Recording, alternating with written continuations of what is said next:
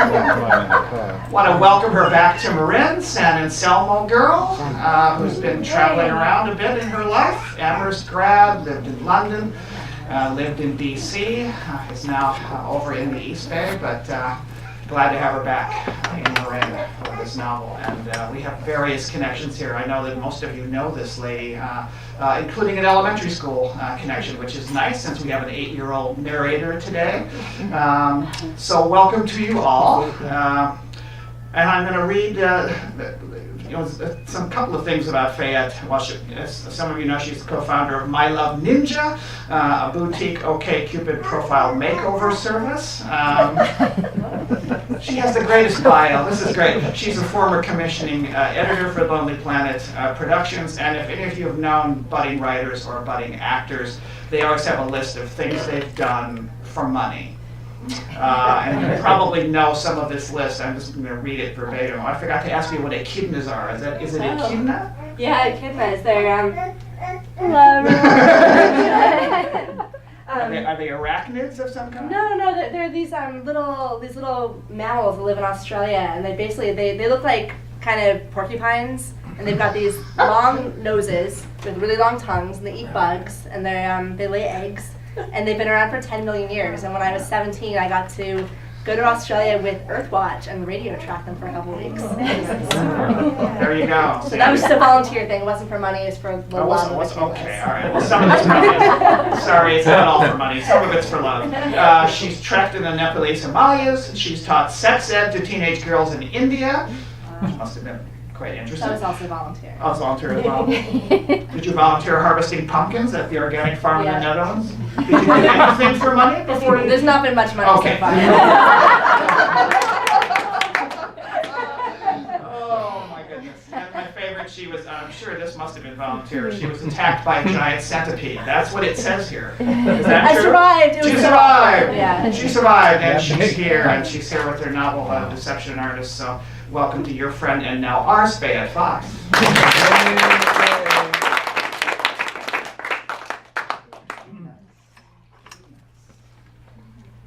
Thank you everyone so much for being here. This is such a trip. Wow, this really is like, this is your life. Wow, so cool. Okay, so I'm just gonna, basically, what we're gonna do, I'm gonna read a couple of chapters from Deception Artist, my debut novel, and then do some questions from the audience, because I love answering questions.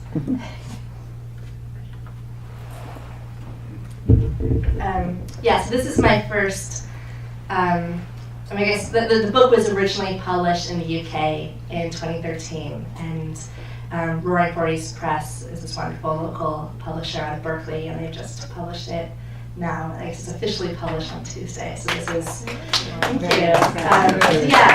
It's a huge honor. This is my first US reading. And yeah, I feel like this book is coming home. The book is set in Marin, and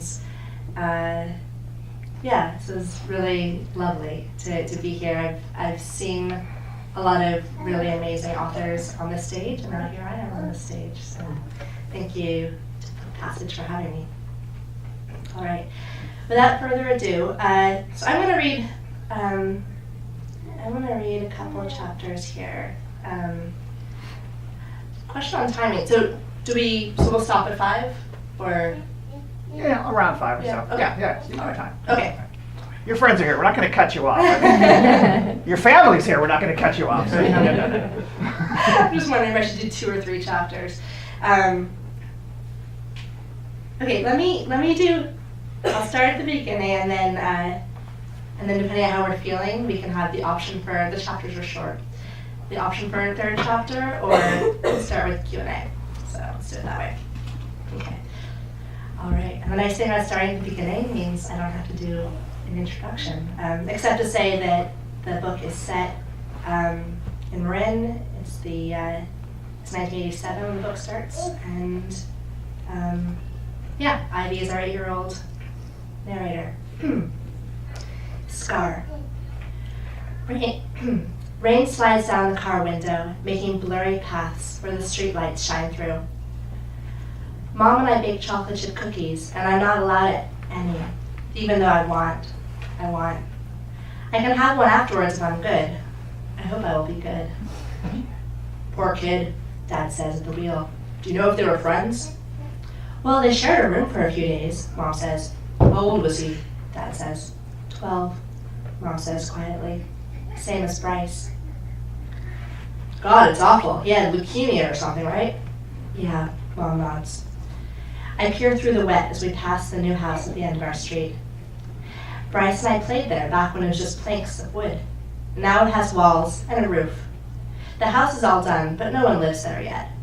My finger follows a raindrop sliding down the window. My chest feels tight, and I've had math test belly for days. Poor kid, Dad says. So let's keep this to ourselves, Mom says. The staff haven't told him, and Brenda says it's our call. Dad honks the horn, swerving. Goddamn lousy driver. Mom puts her hand on his leg. Do you agree? She asks after a moment. Sure, I said it was awful. No, Mom says, that we shouldn't tell Bryce. Tell Bryce what? I ask. We pass a smear of shops and restaurants. It's raining harder now. There's a drought and the ground is thirsty. I usually love the sound of rain hitting the car, but today it makes me feel alone in the back seat. That the kid died, Dad says. Oh, learn to fucking drive. Neil, Mom shouts. What kid? I ask. What's his name? Oliver, Dad says. I gasp. Oliver was the bald boy with freckles in the bed next to Bryce's. When we came to visit yesterday, he told us that he missed his dog and couldn't wait to go home. People go to the hospital to get better. Plus, you're not supposed to die until you're old. Jesus, Neil, Mom says. Now she's just gonna tell Bryce. No, she won't, Dad says. He looks at me in the rearview mirror. Hey, Ivy, you can keep a secret, can't you? In the hospital parking lot, I open my Rainbow Bright umbrella. Like the cookies, rain is a special treat that I can't enjoy right now. Hopping over puddles, my ladybug boots, I pass a woman helping an old man with a walker. I follow my parents through the automatic doors and blink hard in the fluorescent lights.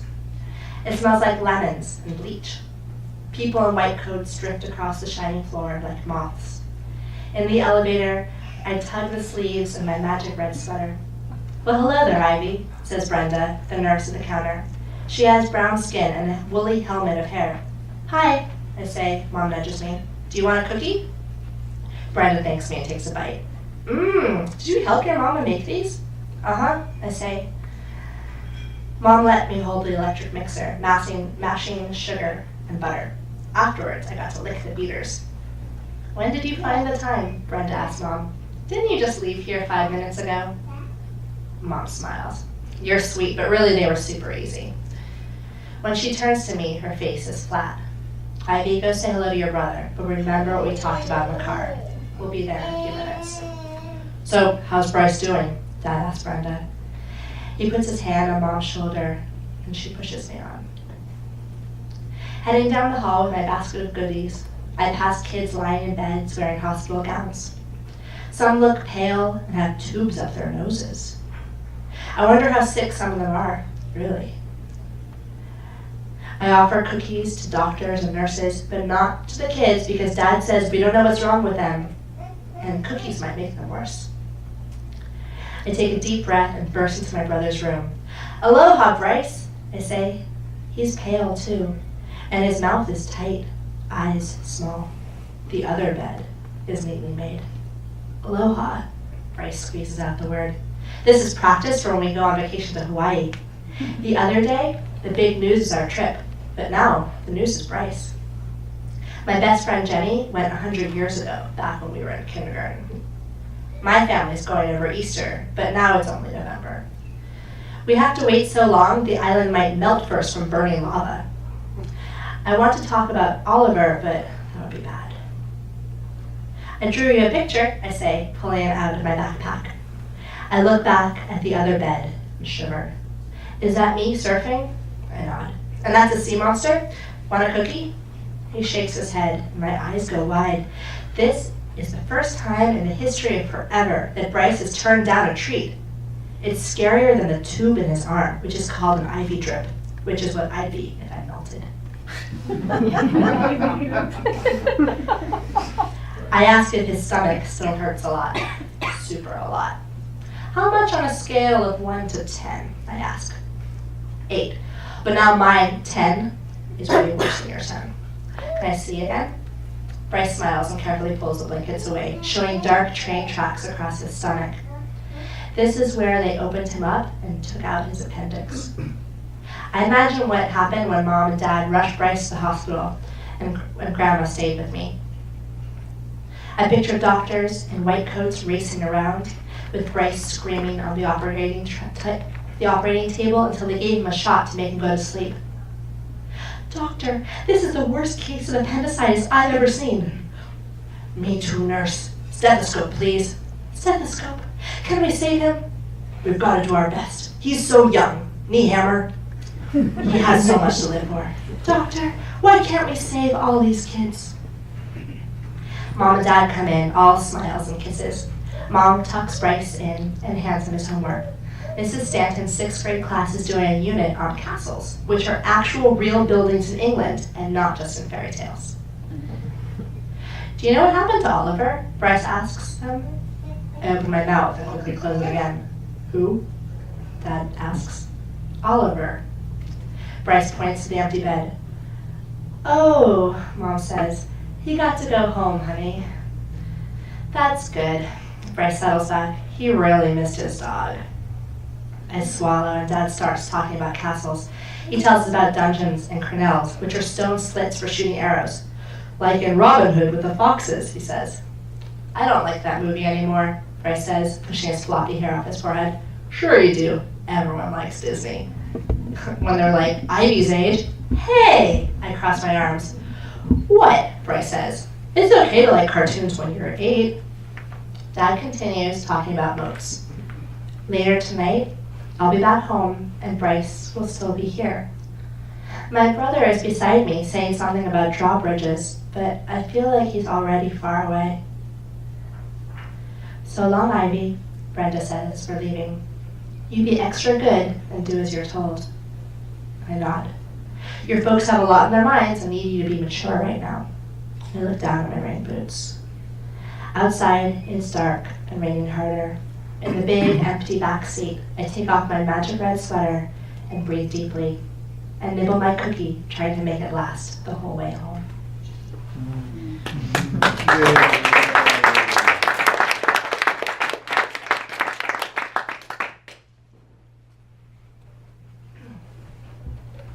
All right, so I'm going to move ahead in the book.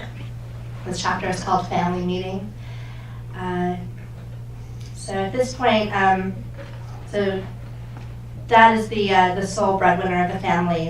They're doing well. They're kind of doing their best to keep up with the Joneses at the moment. They just bought this big new TV that the kids call the Beast, and Mom's recently bought a whole bunch of clothes for Ivy, and Ivy is especially excited to have her movie party, which is coming up soon.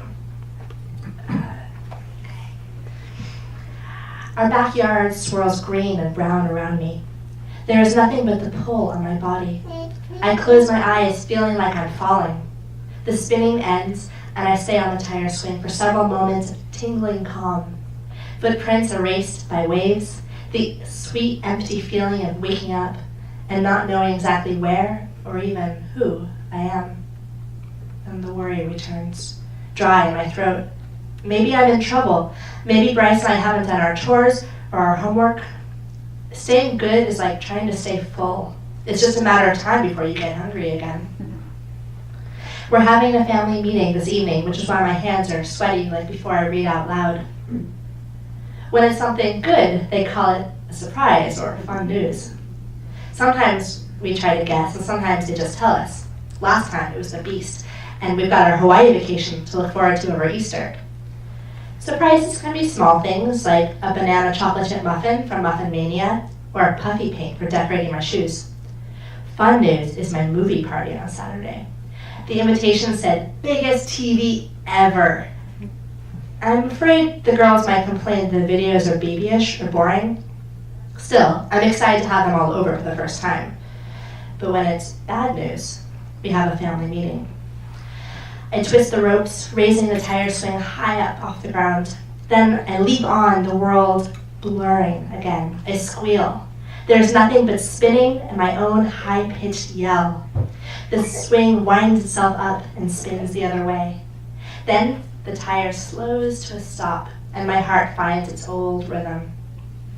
I can't think what the meeting's about, but my hands are wet, so it can't be good.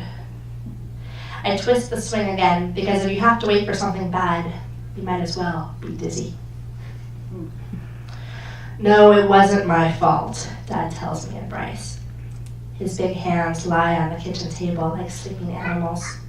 Nothing personal, these are difficult times. A lot of families are going through the same thing. It was a shock for me, too. Mom smooths her hair. Her face is softly powdered with makeup, but her eyes are red. There are 2 lines of worry between her eyebrows. We were doing so well.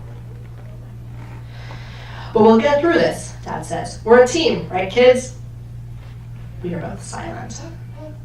They were such fools to let you go. Mom touches Dad's arm. He looks away. Finally, Bryce asks, so now what? I wonder if we'll move into a smelly apartment in the city.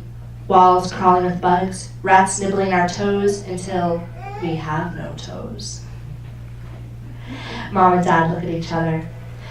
Dad says we have to cut back and spend less. This means no more shopping trips, Air Jordans, or new toys. Little stone bridges, art supplies, or going out for dinner. Mom says hopefully it won't last long, and Dad says if we're lucky, he'll get a new job really soon and everything will go back to normal. But just in case you don't, we've got to stop having fun. Bryce, that's really not helpful.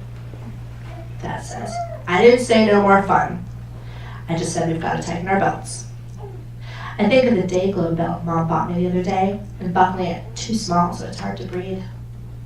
Dad will get a new job, Mom says, a better position with a different firm. I look out the window, backyard.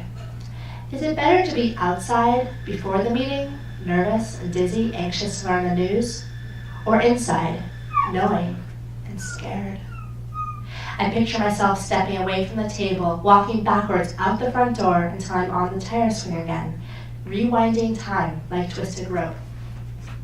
I am spinning and have no idea they will tell us. The air blows around me. I am surrounded by a cool fog of not knowing.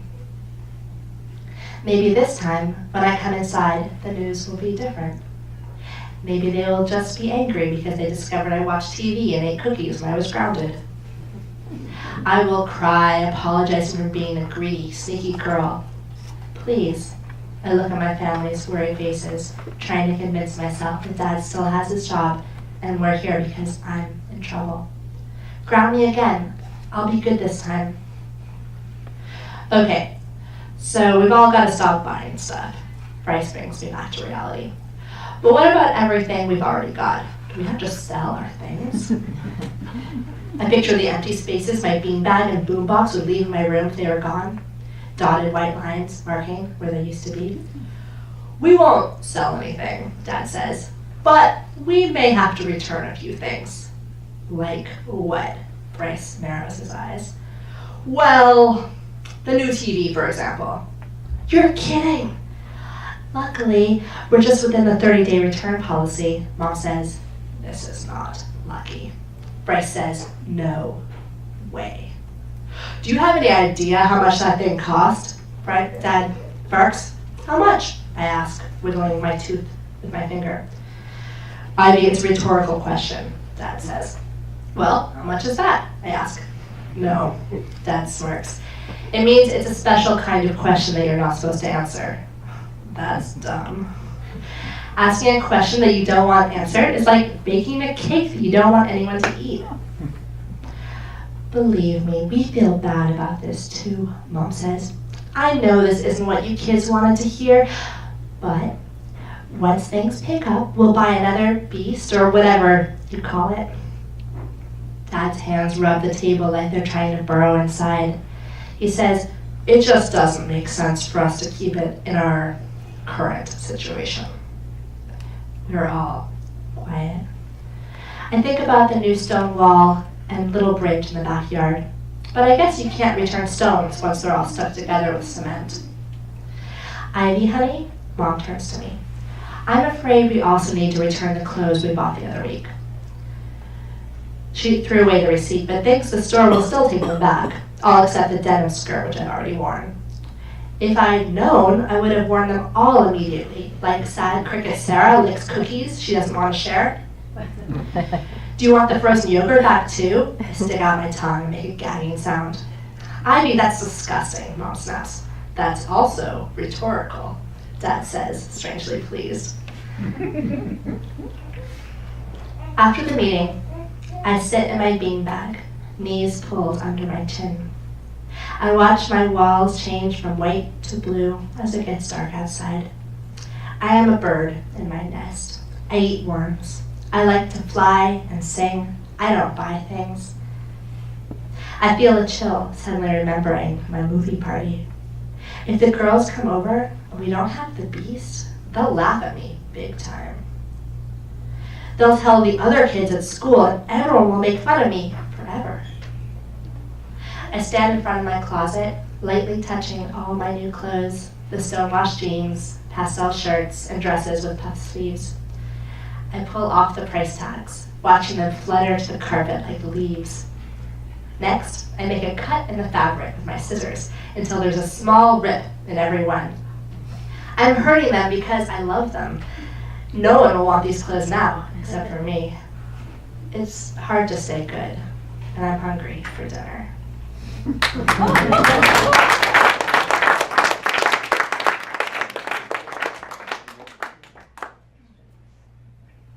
All right, guys, so those 2 chapters. Show of hands, who wants? So the options are either a 3rd chapter, or we can go to Q&A. So who wants a 3rd chapter? Raise your hand. Okay, and who would like Q&A? Okay, that's pretty much everyone. Sorry to the one person that wants Q&A. We'll still have plenty of time for Q&A. Oh, by the way, just so people know, this morning my brother and I did a CPR training, so if anyone has cardiac arrest, Rebecca.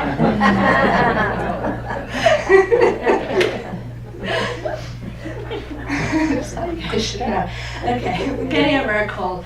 All right, longest night ever. All right, so this is later in the book. The family's on a camping trip somewhere not too far away, probably, with redwoods. Yay, redwoods. Longest night ever. That night, 3 bears are asleep beside me in our tent cave. Their breathing fills the blue darkness. I imagine they're dreaming of jumping fish and honey raids. I wish I could join them, but my sleeping bag is too cold. The ground is hard, and the outside noises of wind and other wild creatures keep me awake. Also, I suspect I am too different. Why, you're not a bear at all, they growl, suddenly noticing. You're just a little girl. Get lost. Mama Bear swats at me with her big paw, and I scurry off alone. They are my family, but sometimes I feel like I'm the odd one out. The smallest, youngest, always in the way. Goldilocks, the criminal. Bad girl, in trouble again. Poison Ivy. Bryce kissed a girl, and I saw.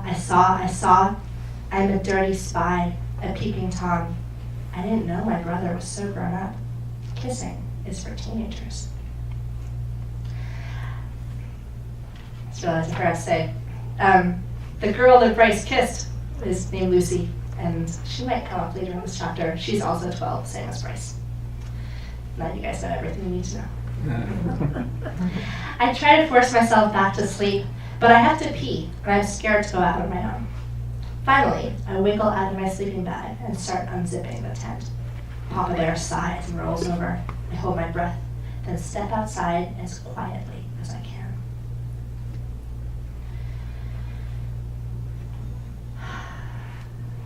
It's even colder out here. I pull my sweatshirt sleeves around my hands. The yellow bathroom light looks far away. I chase the circle of light from my flashlight along the path. The fires are out. The tents are dark. It must be late. I wonder if Lucy has kissed a lot of boys. I'm halfway to the bathroom block when I hear a crinkling sound. It's coming from a trash can a few feet away. I step closer to investigate, and just then, a raccoon's wide head pops up. I freeze. The raccoon slides to the ground like liquid. Another appears. Both animals stare straight at me. Once, when I was sleeping over at Jenny's, we saw a raccoon stealing cat food. Safely on the other side of the sliding glass door, we watched him wash and eat Mortimer's kibble, dirtying the water bowl. I'm trying to remember if raccoons are dangerous animals. I think they can have rabies, which is a terrible biting disease. Dogs with rabies have foamy spit, like when you brush your teeth. If they bite you, you go crazy and want to bite things too. Then you probably die. I wish I was back in the tent, or at least safe in the bathroom. The raccoons stare at me from behind their dark masks. I stare back. I can't stand here forever because I'm cold. I have to pee. I want to yell for Dad, but I'll get in trouble if I wake up strangers.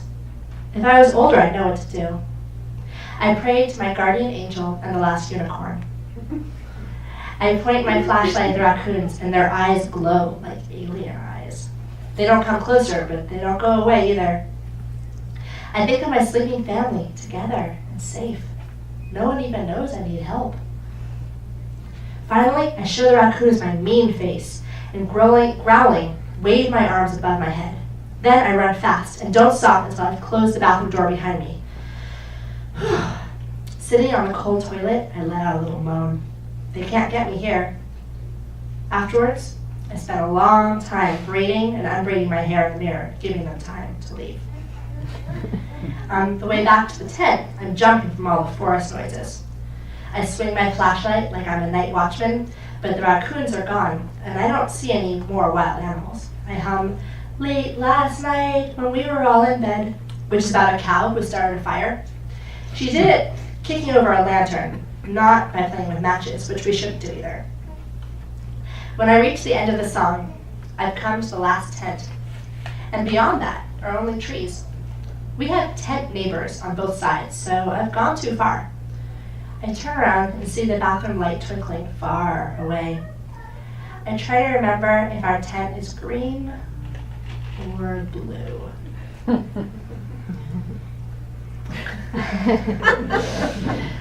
I pray to God and Inspector Gadget for just 5 minutes of x-ray vision so I can see through the tents to my family. Maybe it's gray? I hurry along the path, not humming anymore. I know it's a dome tent, but none of them look right. If I crawl into the wrong tent, it'd be like walking into a stranger's bedroom. I imagine unzipping a tent and squinting into the dark. There'd be sleeping people who might or might not be my family. I'd whisper, "Mom?"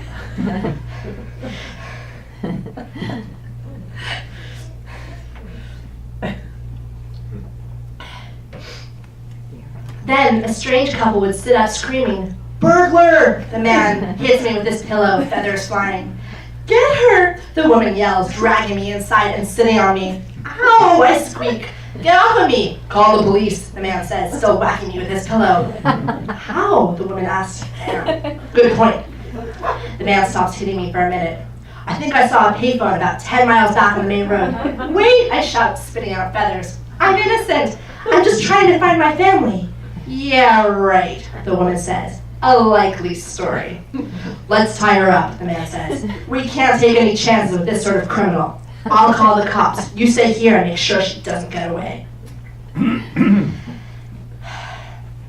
I keep walking until I'm back in the bathroom again. Exhausted, I sit on the ground.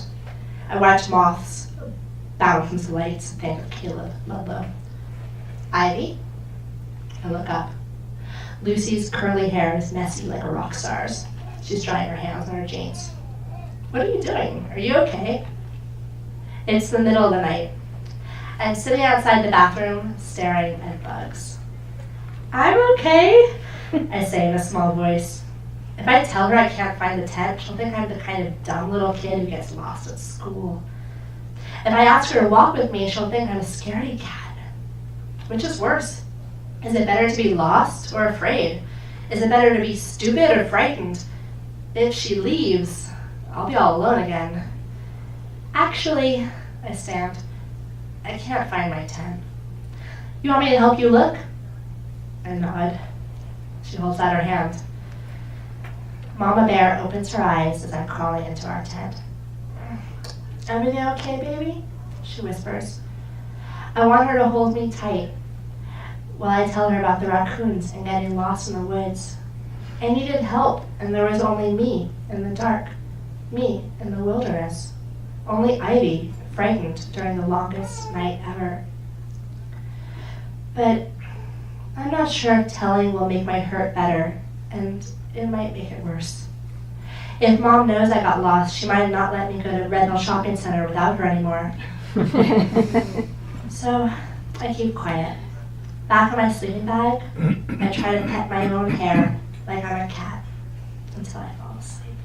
Thank you.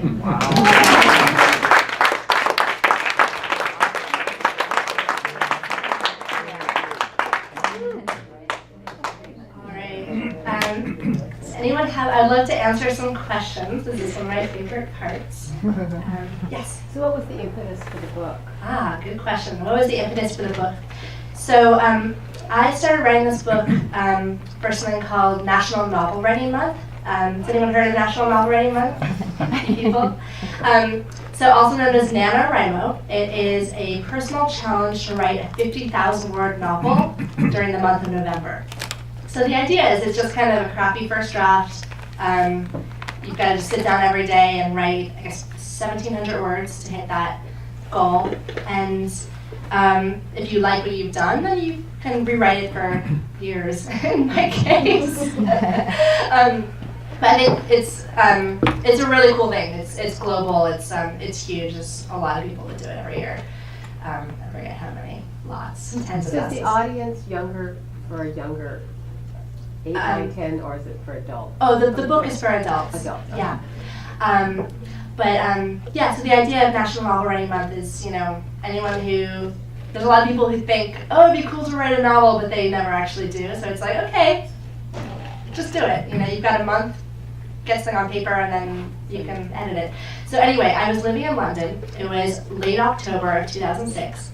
And I did an undergraduate degree at Hampshire College in creative writing, mostly short stories, hadn't written any fiction for years. And one of my colleagues at Lonely Planet said, hey, there's this thing called National Novel Writing Month, starts in 2 days, you should do it, you should write a novel in a month. And I loved the idea of it. And so I basically kind of whipped up the beginning of the story in 2 days. I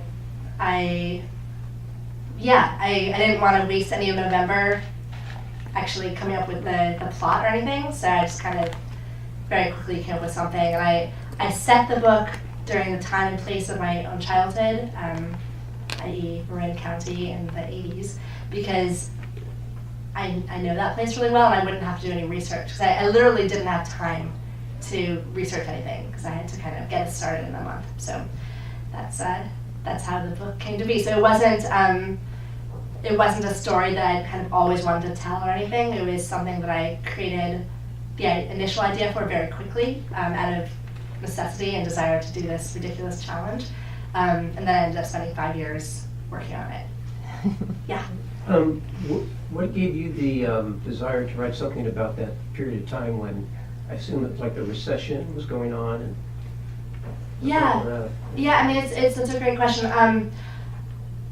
When I started writing it, I didn't really think about the fact that it was during the recession. I just thought of it in terms of that's when I was 8, and I wanted to write about a character who was 8 when I was 8, because that'd make it easier, just that kind of backdrop. But when so I guess after I started in London, I quit my job at Lonely Planet, spent a whole year traveling all over Asia. And then when I picked the book up again, started working on it again, I was,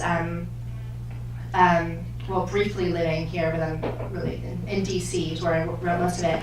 And it was 2009, it was during the recession. And suddenly that comparison, it felt very relevant, to be writing about recession in the 80s during a recession that was going on now, and I was struggling to find work, and times were really hard, and so it was that seemed like a really natural comparison, though I don't know that I really thought about it when I first started. Anyone else? Yes. Do you have like a moment in the book that you just always very happy whenever you get there? I guess like is like a perfect moment or a favorite moment. I mean, I love the last third of the book so much. I feel like the pace just really picks up, and it just sort of just steamrolls through the story. I don't know. I just reread the whole thing recently to help proofread it for the U.S. edition. So we got rid of all those U's and changed all the single quotes to double quotes and all that. And yeah, I mean, the last third just makes me really happy. I'm just like, yeah. But gosh, I mean, I guess there's these, I love Ivy's little kind of quirky ways of looking at things. Those make me really happy. There's this one, I can't find it probably, but this really ridiculous thing where she's kind of reasoning to herself, like if they, like times are really hard with the family, and like if they had to move and she had to like get rid of all her belongings, but could just like keep a few things, what would she keep? And she's going through which colors of crayons she would keep. And it's just so ridiculous. It's like, kid, you can probably take the whole box of crayons, it's okay. And she's like, okay, well, take these colors because they're useful for these things. And she's kind of going through this whole like really ridiculous kid logic. And I think it's like, like red and blue and yellow and green, because there's a lot of things useful, but then also brown because you could then do hair and like tree trunks and also poo. And it's just like I feel like when I wrote that stuff, it came very naturally, just kind of getting into this kid's mindset, and it's bizarre to read it, and so that stuff always cracks me up. Yeah. Okay, I just have one question. Like, 8 years old, there's a lot of struggles we're going through. Like, is there one struggle in this, like, that forms the theme of this book that you could articulate? With Ivy in particular? Or Yeah. Well, I guess it's the struggle to be accepted. Yeah, I guess things are changing in her family, and the nature of her relationship with her brother is changing, and so that was always just a really nice constant, and there's a shift there as he gets a little older. And her, very early on in the book, her best friend, Jenny, decides she doesn't want to be friends with Ivy anymore, and that's a huge loss. So, friendship issues. And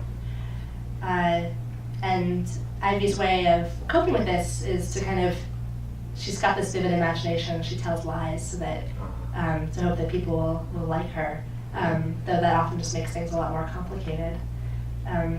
But one of the things I guess I wanted to explore with this book is this idea, trying to dispel this idea of childhood as this kind of idyllic time without worries. I think kids have all kinds of struggles. There are different kinds of struggles than adult struggles, but I wanted to kind of validate those struggles and honor them. And I think I feel like, yeah, it's I think a lot has to do with a sense of powerlessness. And Ivy is totally at the mercy of her family, and she doesn't understand a lot of what's going on around her, and that's a lot of the humor and sadness in the book is she doesn't really understand, and because it is a book for adults, so we as the adult reader often know more about what's going on in her world than she does, and so she's just kind of trying to figure it out, and that can be really scary because sometimes she's afraid of something, but she's very superstitious, and she doesn't want to ask her parents, like, hey, what's going on with this? Because she's afraid if she asks, then it'll come true or something. So she's kind of just hampered by fear. Did you say she lost her mother at some point, or No. They didn't split up then? It's okay. Ivy's mom's fine. Okay. How much of Ivy is actually Fayette, and how much of Ivy's life and the experiences and the people are actually from your Yeah, that's a real great life? question. So the time and place from the book is absolutely borrowed from my childhood. So I pictured Ivy going to Brookside Elementary School, same as me. I don't think the town of San Selmo is never named, but that's very much where I was picturing Ivy and her family living. But everything else is completely fictional. Just the characters, what happens to them is totally made up, because to me that's part of the joy of fiction. The So. distance that you lived from Red Hill Shopping Center, maybe? That's approximate, yeah. Yeah, and even I think when I pictured Ivy's house, like I kind of used my parents' house as like a very rough one. I mean, it's not the same because Bryce's room is L-shaped, but yeah. But yeah, I think like there's claw marks on the banister in Ivy's house, which she tells girls at one point is from the ghost. You know, the ghost like clawed at them. And my house growing up had these like scratch marks from these dogs that lived there before. So there's kind of these little things, like these kind of details of place that I absolutely borrowed. And like Red Hill Shopping Center, I mean, I invented a few things that aren't there. There's a statue that isn't actually there. But yeah, so kind of the place. I think it was sort of a stage, like this, you know, this backdrop and like kind of props and yeah, kind of the stage, and I kind of made these characters out of clay. Just kind of plunk them down. Okay, do your thing, guys. And they do their thing. Yeah. I've always loved the title, and I wonder if you think that deception is an art.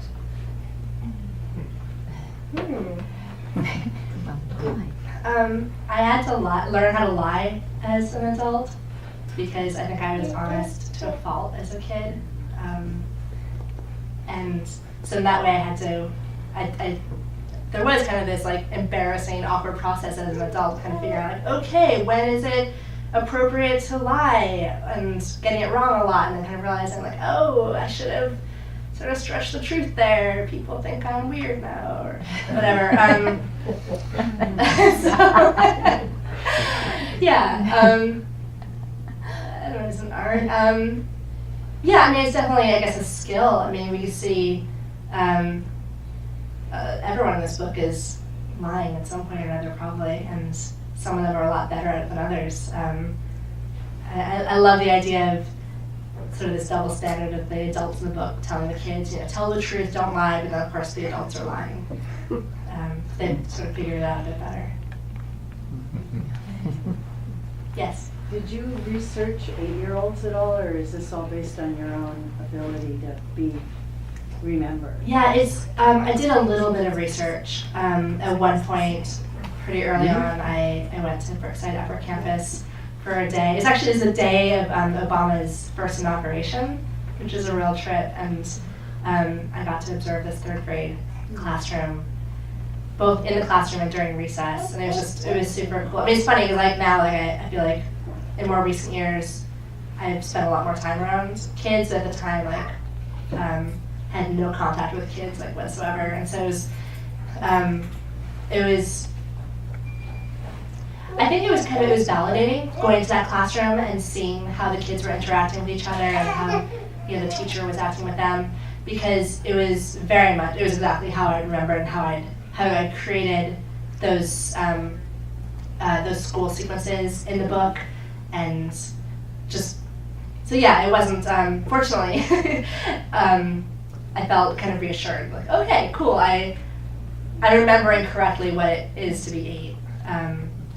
So yeah, I didn't really do much research at all. That was just kind of, and I did do some research on ballet. Ivy takes ballet lessons at one point. I never took ballet, and I didn't know anything about it. So yeah, the younger sister of a friend of mine from elementary school taught ballet, and I got to like sit in on a few of her classes, which was very useful. I was taking notes, and I think with a lot of these sorts of things, like I tended to in the writing process just like kind of figuring out all these like I did a lot of research on you know, different ballet steps and trying to get it right because I didn't have that knowledge. But then several drafts in, I just sort of stripped a lot of that out because it's not actually really relevant. And I think that also was true for the research I did for the 1980s. Like I, at one point, was trying to get it right and get a lot of pop culture references in there because I think Ivy and her family are a lot savvier than I was about pop culture at the time. And I hate 80s music. But I wanted to like know about it, and so at one point I put all this time into trying to find just the right song that would play on the radio during a particular scene.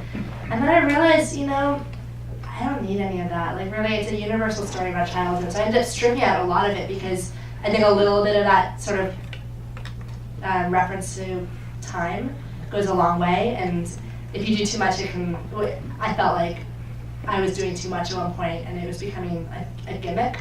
So I just sort of pull it right back. So it's kind of funny, this process of like doing research and then removing it. Anyone else? Yes.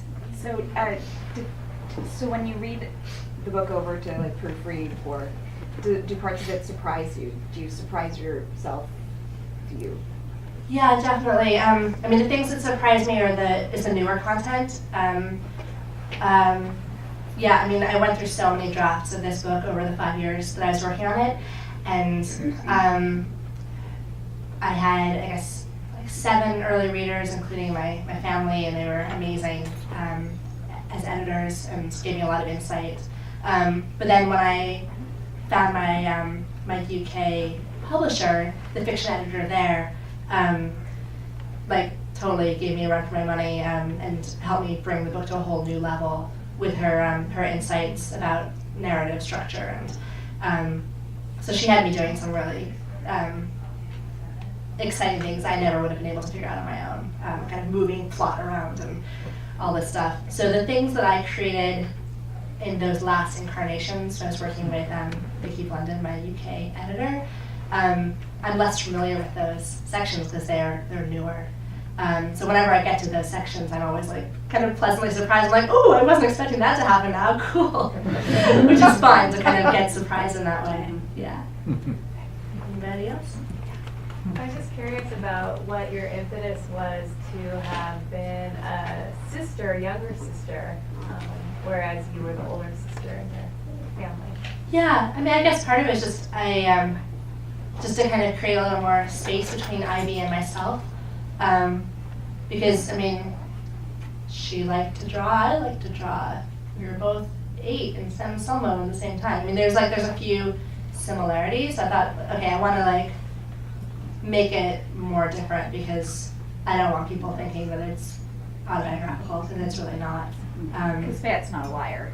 No, exactly. I'm not a liar, exactly. Yeah, so I think that was part of it. But I've got a wonderful, really close relationship with my brother, and as you know, and I wanted to kind of play with some of that with Ivy and Bryce, because and that's like a really lovely, rare thing, and it's so I wanted to kind of address that kind of a different kind of sibling relationship rather than the thing that we read most of the time in fiction or see in movies of, you know, these siblings who are just at each other's throats. Because I feel like we've seen enough of that, and I wanted to sort of challenge that. Yeah. Did you have to censor yourself anymore? Did you have to censor any truth stuff that happened in your family? Oh no! I mean, there's really like nothing from my family in here. Yeah, I mean, I feel so fortunate to have had the childhood I had, so thank you guys. My parents in the front row. Yeah, I mean, Ivy has had a much harder time of things than I did. I had a really, had a really good childhood.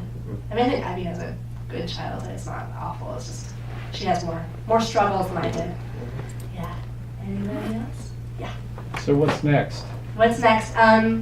Well, I'm focusing on my freelance writing and my love ninja at the moment. But I do have a second novel in the works called The Wild Adventures of Boring Girl. And that is, it's about an author who doesn't like his character very much. He thinks that she's boring, so he stops writing about her, and she has to figure out how to make things happen in her own life. So that's in the works. Anyone else? Yeah. Would kids like this book, Fayette? Well, it's got swear words in it, so, Right. you know. You'll really like it then. Yeah, and I feel like it deals with some sophisticated themes. Like I really do see it as a book for adults. I know that certainly, teenagers have read it, but I would never call it like, it's not like YA fiction or whatever. I'm sure they would enjoy it. I guess a young kid might enjoy little snippets of it if you read it very carefully, but that's really not my intended audience or the point of the book. Yeah, anyone else? Yeah. Great job reading, first of all. And how did it feel when you finished it? Oh, it was so good. Yeah, my biggest fear during those 5 years I was working on it was that I would never finish. Like I was terrified because I had sort of sacrificed so much. Like I was temping part-time in DC, which was awful. DC wasn't awful, just the temping was awful. And really just to focus on the novel. And I thought, what if I never finish? I didn't worry about what if it's not good enough.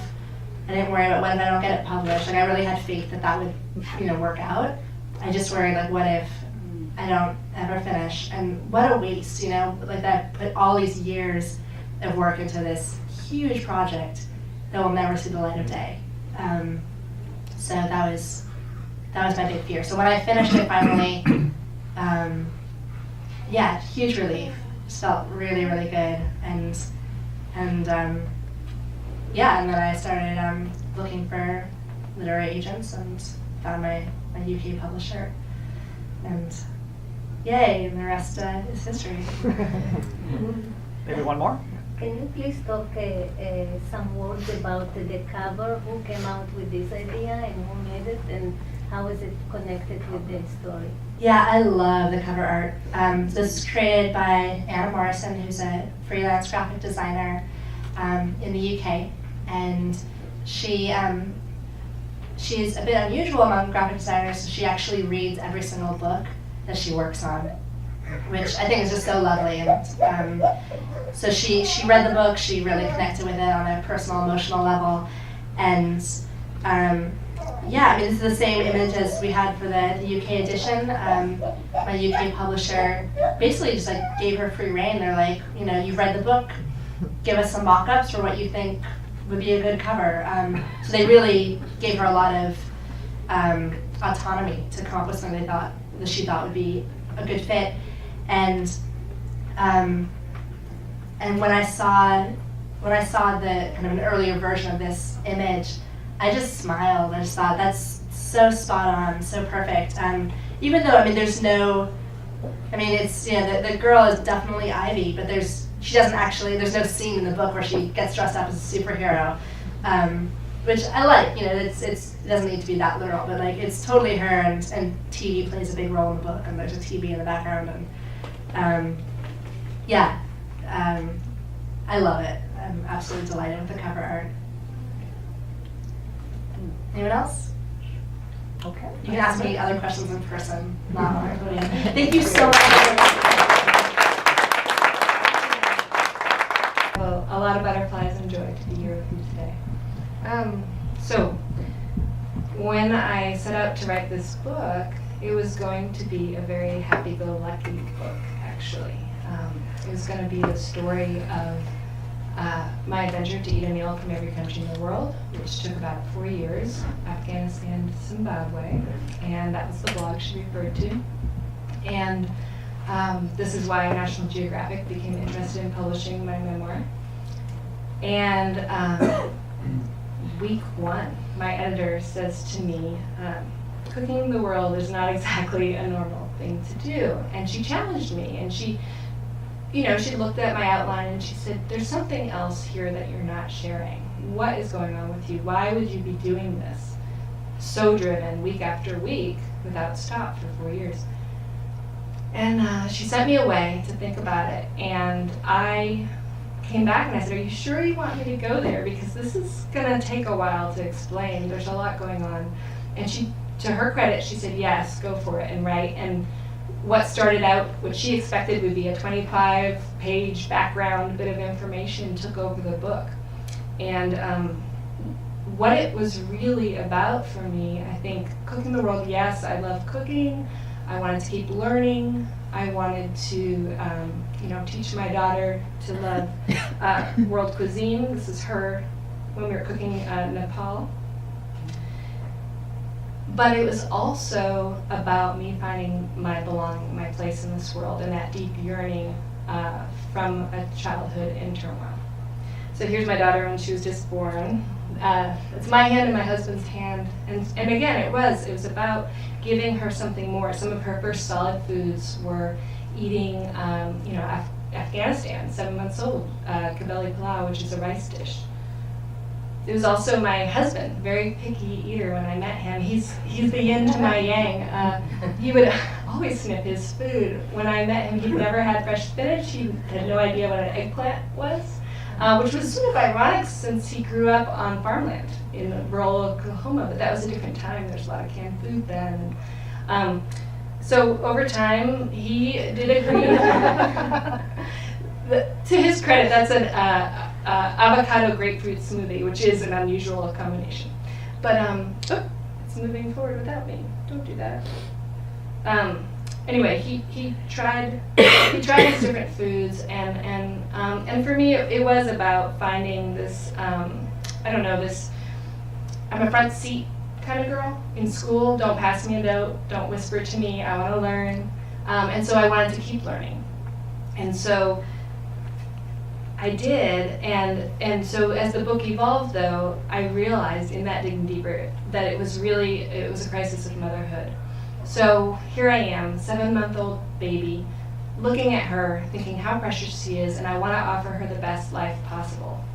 But I didn't really know how to do that because of the childhood I had. I write in the book about the cracked foundation I was raised on, and for me, it was imperative that she have so much joy in her life and always feel like she belonged and never have a question where her family was. And my greatest challenge was finding that sense of belonging and that idea. People talk about unconditional love. I talk about an unconditional home.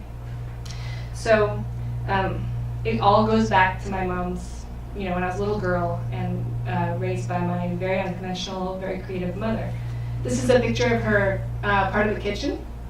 As you can see, or you may not be able to tell, but I talk about it in the book when you read it, there's a railroad tie that she used as a spice shelf that she lugged home one day, she found somewhere. Under the pies and under the little makeshift counter is a dresser. That dresser stored my clothes because I slept in the living room with my brother. That's how small our apartment was. Oops, it's moving. Again, haven't figured this out yet. Technology sometimes challenges me. Okay. So anyway, so this is where it all started, and the thing about her kitchen was, because there was no living room, because our beds were in it, we were sleeping in it, that this was the center of the home in so many ways, both practical and by necessity. But it was also where she kind of created this environment where I really didn't know that I was poor, and that there were these challenges, and for a long time I was mystified by some of the things we went through. This is my brother and me with the German tree cake you'll read in the book. It sounds like this outrageous thing, and it was 19 layers, but there are these very thin crepe-like layers. It's an almond marzipan cake. There's a kind of a bittersweet apricot glaze, and then the dark chocolate on it. It's really wonderful, and it takes all day to make, sometimes 2 days, because of all these thin layers, and when you slice it, it looks like the rings of a tree, which is where it gets the name. So she was doing these things, and because of that inventiveness, and because in the kitchen we could eat and do anything we wanted. In fact, if we couldn't afford to buy the ingredients to make a recipe, she told me to draw the recipe. So again, that creative spirit, it's the idea that there's a difference between poverty of resources and poverty of spirit. Later in the book and in my life, the challenges piled up, and so the foster homes and all these sort of things happen, and I end up, through a turn of events I'll let you read about, in Europe. And while it was a tremendous experience, I got to go to 12 countries by the age of 19. This is me in Spain on the upper left with my best friend. Visiting is her family's home. Down here I'm in Tunisia for my senior class trip. In the middle I'm on top of the Eiffel Tower, and this is also Paris on the right. Amazing experiences, really wonderful opportunity, but also following an incredible amount of loss and trying to figure out who I was, where I belonged again. And this time, taking to the streets of Europe to get that culinary education that my mom had started for me. So going into the boulangerie and smelling the warm baked bread and all the stinky cheeses and sort of being fascinated by that. So then I come to my happy ending. This is my husband and me, and this is me on my motorcycle. I think I went through several phases of rebellion, going through all these things, and so there's a lot of different ways. I was chasing the idea of home. I was running away from home. I was doing everything. I went back. I must be. Oh, I'm touching it. That's why. Okay. Anyway, so we get into the blog thing. And this is our very first meal. That's how little my girl was when we started. This is Afghanistan. And the two on the left, the one on the right is Iraq, making pita bread. But a wonderful way for me to work through some of these things. And I don't think any of us start off with this like deep psychological issue and say like, here's exactly what's going on with me and here's how I'm going to resolve it. It wasn't like that. I just started doing this thing because I was going crazy as a new mother, and I knew there was some deep part of me that needed to make everything okay for my daughter, but also for myself. And so I look at food as this walking meditation. And if you like to cook, then you know that feeling of putting your hands in the dough and working it, and how your mind, everything just kind of fades away, that stress, whatever's going on, or you're able to think about it while you're working the dough. And so it's a very meditative process. What was ironic about Cooking the World was I was looking very far away at 195 countries, trying to figure out on a very unconscious level the answers to my problems. But what ended up happening was that I found the community around me. Things were revealed to me that I was in a place that wanted to hold me, that I had a community that loved me, that I did have the home I needed. This is from when we cooked Bulgaria. This is in the book, a very small part of the book, but I just wanted to show you. This guy's named Nick. And he was so I'm sitting at the dining room table in my little neighborhood reading up on what on earth to make for Bulgaria. I have cookbooks all over the place, and I'm going through them, and the doorbell rings, and my mom happens to be visiting, and so she goes to the door, and she comes back in with this guy, and he's tall. You can't tell here because that's kind of like a tall angled ceiling there, but he had to be 6'4" or something like that, and she brings this guy in, and I'm thinking, who is this guy that she's brought in? And she doesn't live in Tulsa, so there's no reason for her to know him either. And she says, Sasha, this is Nick from Bulgaria. And I'm like, what? And I guess when he came to the door, he was selling books for his summer job, like a door-to-door salesman, and he had a thick accent, and she asked him what his accent was, and he said Bulgarian. And so she invited him in, and I immediately asked him to sit at my dining table and go over the recipes I was going to make. And it was really fun because he told me, these aren't things, we don't really eat that, and this is what we eat. And so these are the dishes he recommended that we try. And this is a cheese and flaky pastry kind of pie that you slice, really, really good. But it was just so funny that he was right there in my own neighborhood. This young woman, I was at a baby play group at the library just down the street from me, about a mile. And I'm talking to her, and I told her, she was really nice, and she has a nice kid, and we hit it off. And I said, I've got to run, I've got to go cook Finland. And she said, oh, really? I'm half Finnish. And, I didn't know. And I said, really? Wow, well, I'm having all this trouble figuring out how to make this bread called pulla. Would you like to come to my house and help me make it? And she did. She came to my house and helped me make it. And we formed a friendship. And it seemed like everywhere I went, there was somebody willing to help me, either from these parts of the world or who knew somebody who was. There's an African market 1.5 miles from my house, which in Tulsa, Oklahoma is a really big deal. And I think some of what I learned was that my perspective was closed, right? But it doesn't mean my community wasn't there with things that I could enjoy and kind of expand my world that way. And there's also things like this drink. It's called Lomi Lomi from, way over on the other side of the world near India. And I heard about it or read about it in some of my research, but nobody had a recipe for it. And this is where technology really played a fun role. I sent a tweet out looking for asking some of the big hotels on the island and things, anybody have this recipe? And I got a tweet back, and there it is, exactly how to make a Lomi Lomi from halfway around the world. And so we were able to try it, and that's my husband looking a lot happier. It's mostly honey, so of course he's happy. There were people also, like the gourmet, she used to be the Asian correspondent for Gourmet magazine when that was around, Karen Coates. And she was really cool. She helped me figure out how to make these grilled eggs, and I'm showing them here tonight because they're in the book, the story of making them. And it's not it looks exotic, but it's actually not. You just whip some eggs with brown sugar, a little fish sauce, and you can add things, and pepper, and you can add things like chive or even some lemongrass if you want. And then you funnel it back into the hollowed out egg and steam it and then grill it. And you'll see when you read the book, there's a connection between that recipe and a recipe my mom made with Jell-O as a little girl. So what was fun is as I cooked the world, I started to find these connections between the past and the present. This is this is also in the book, the Guinness cake that went viral and ended up, Rick Steves on NPR, who's a big fan of this cake. Really good. If you have time this week to make it for St. Patrick's Day, I would recommend it. And it's also an easy kind of dump and stir recipe. But cooking the world also, in a very important way, did do what I needed it to do, which was help me deepen my connection to my daughter and help me figure out how to be a mother. And one of the things that was great was making these old family recipes with her and sort of giving them a new identity, new memories attached to them. So this is the artisan French bread that's in the book. And she's very little here when we cooked France because it was alphabetical.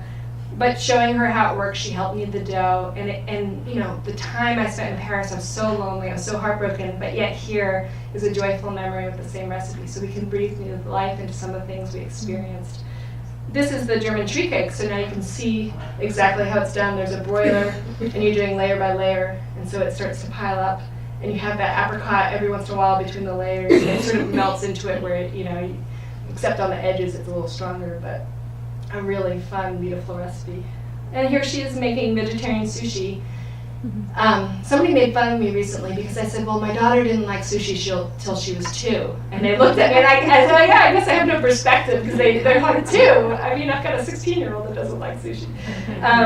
But she did, before that, I tried to take her to a restaurant, or if we'd gone, I said, try the avocado sushi, and she had no interest. But once she made it, she got her hands in there, and she got to pick what vegetables she wanted to put in it, and she put her favorites, which asparagus, she would put avocado, whatever. And now it's one of her favorite things. I mean, she's always asking if we can make it. And she's convinced that she doesn't like spicy food. And here she is biting into a Thai bird chili pepper, which, to be fair, I mean, she's really not biting it, but she has a very high tolerance for spice. And so when she says she doesn't like spicy food, she means really spicy food because she can handle a lot. And she's, we had a lot of tea parties. And I'm teaching her how to do this North African pour where you do it again and again, and the tea becomes frothy like a beer. It gets this head on it. And so here she is with perfect aim with her tea party doing the pours. It's an amazing experience to watch her. And of course, she can't choose these moments. She's wearing nothing but a Home Depot apron and but I had to take a picture. So ultimately what ended up happening is going through this journey of cooking the world with my daughter and going through these memories and writing this book, I did find that piece I was looking for on, it's always a journey. There's always, I talk about at the end of the book, that there's no easy answers after hardship.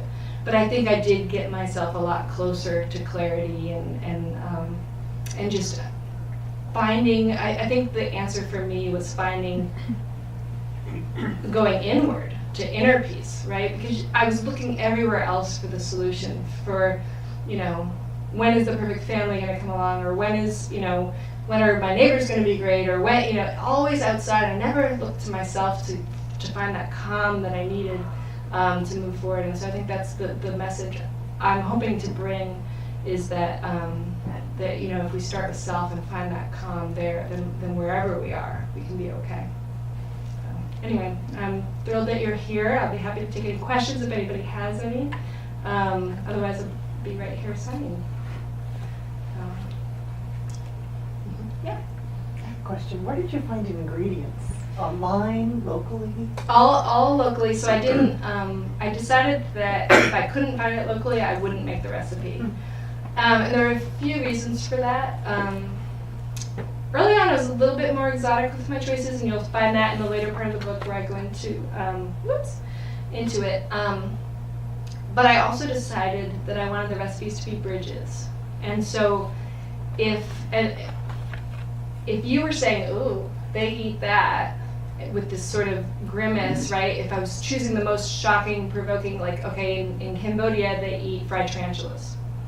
So if I'm making those things, I feel like I'm building a wall if I'm getting everybody to have these big, huge reactions that way. So I thought, well, what about, you know, we eat eggs, they eat eggs, let's see how they eat eggs. Or we eat carrots, how do they eat carrots in Mongolia? How do they eat carrots in Morocco? So that, I really like that example because all you have is shredded carrots, and it's, in Morocco they're adding orange blossom water, which tastes like kind of floral, and they're adding fresh squeezed orange juice and cinnamon.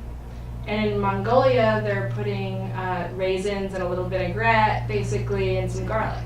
Totally different, but something you can make on a weeknight if you have the ingredients. So, but yeah, I didn't nail it or anything. I wanted it to be something, because Tulsa's a pretty small city, so I felt like if I could do it in Tulsa, most cities people would be able to do it, and hopefully even smaller communities too. Did you have any total disasters with any of the recipes? Yeah, and you're going to read about one of them from Angola, where I basically almost killed myself. And a lot of that was a big lesson in cooking without community, right? Because if I had an Angolan grandmother at my side while I was cooking, she would have made sure I didn't make the mistake I made. And I don't want to ruin it for you, so I'll just leave it at that. So is that your garden? This is called Global Gardens. That's actually another moment in the story where these kids they're in the public school system, and they have this program. It's an after-school program where the kids get to grow their own produce, and then they make dishes from around the world with their produce. And a lot of them aren't in a position like I was as a little girl where they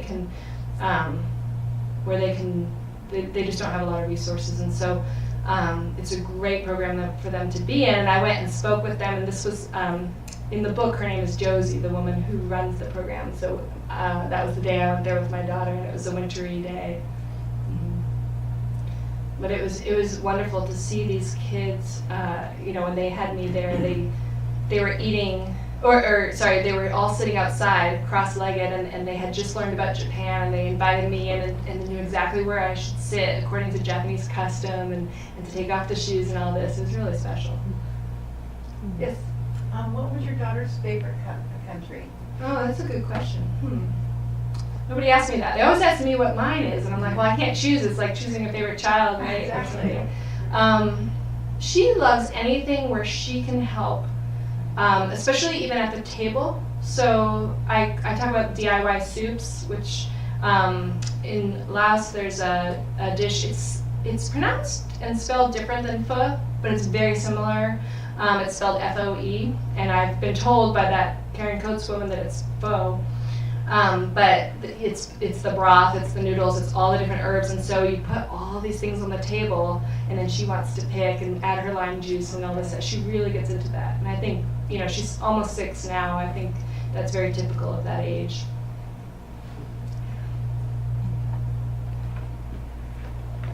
I think it's just a beautiful foundation that you made for her. That is just so special. She'll always remember that. I know she will. Well, and I hope so. Yeah. It's really, that's something.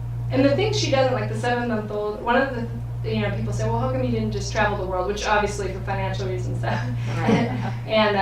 But I think what I'm hoping is that when she was very little and she won't have the memory, her taste buds are affected very young. Even in the womb, they say what your mother eats can kind of, if she eats a lot of spicy food, you'll be more tolerant of spicy food. And so I think it will have, in that sense, a lifelong impact. At least I hope so. And she's still so curious. She'll say, Mama, we have a map hanging in our dining room. She'll say, Mama, what country are we eating tonight? It's very cute. Yeah. Do you ever let her go to McDonald's? No, we don't go to McDonald's. No, I remember one time there was an emergency where we were miles, Oklahoma, sometimes the roads, you have several, like an hour between, seems like, stops. And but at that time she already became vegetarian. So this is something that's not in the book. It developed later, or sort of it was unrelated to the narrative, but she said to me, Mama, is chicken chicken, when she was 3.